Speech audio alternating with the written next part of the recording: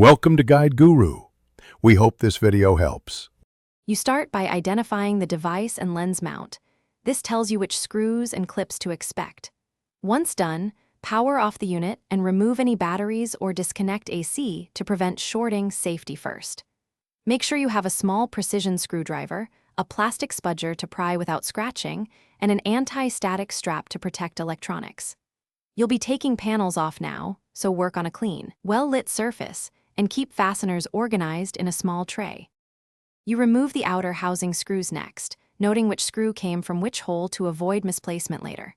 Once screws are out, pry the clips gently with the spudger. Don't force them, plastic tabs break easily. After opening the housing, locate the lens assembly and its Wi-Fi ribbon or connector. You unplug that connector by lifting the latch or sliding it out, keeping a mental note of orientation.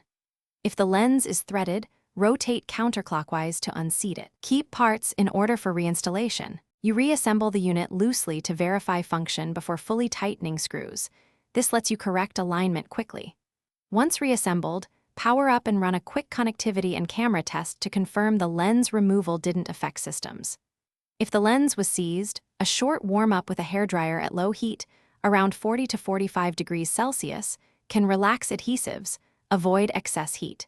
If you lose Wi-Fi or video, make sure the ribbon connector is seated correctly and check device firmware.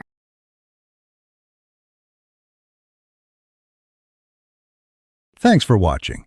Consider subscribing if we helped you today.